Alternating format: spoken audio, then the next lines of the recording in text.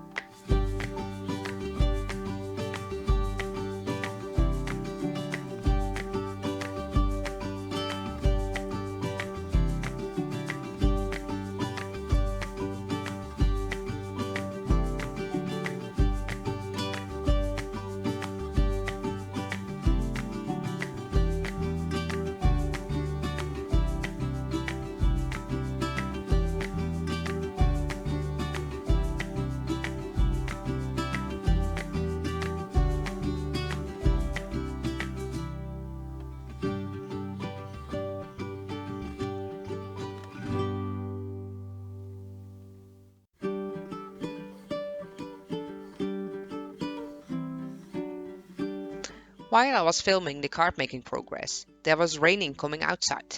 Because it was getting darker outside, my work surface got darker as well. I'm really sorry if it makes it harder for you to see my card making progress.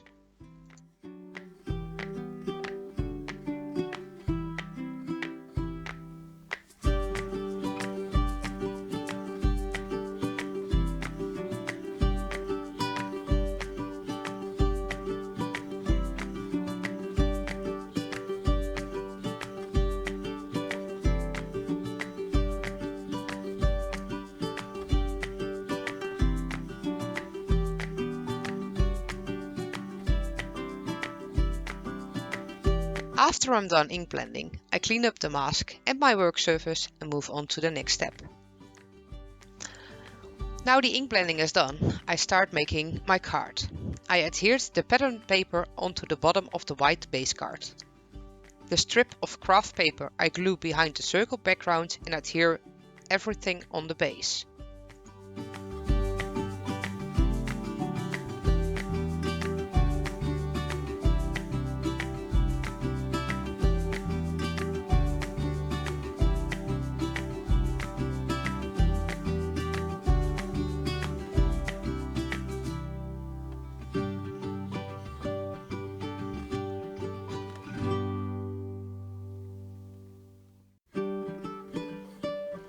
Normally I would have done the die cutting beforehand, but I really wanted to show you the new die cutting machine by Studio Light that came out 3 weeks ago.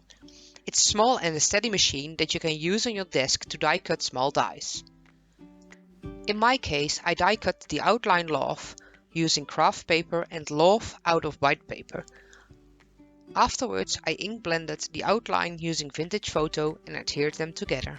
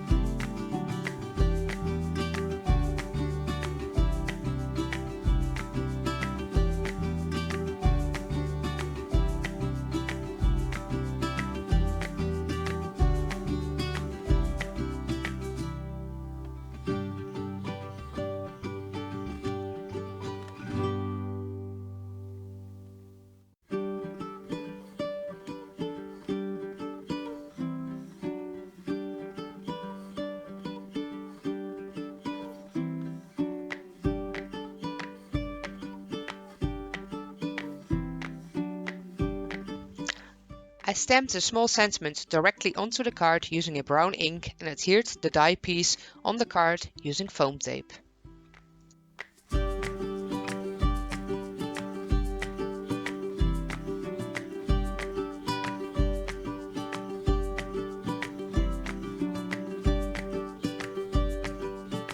Like with the die cut, I also used foam tape for my image. I finished off the card by adding some sequins.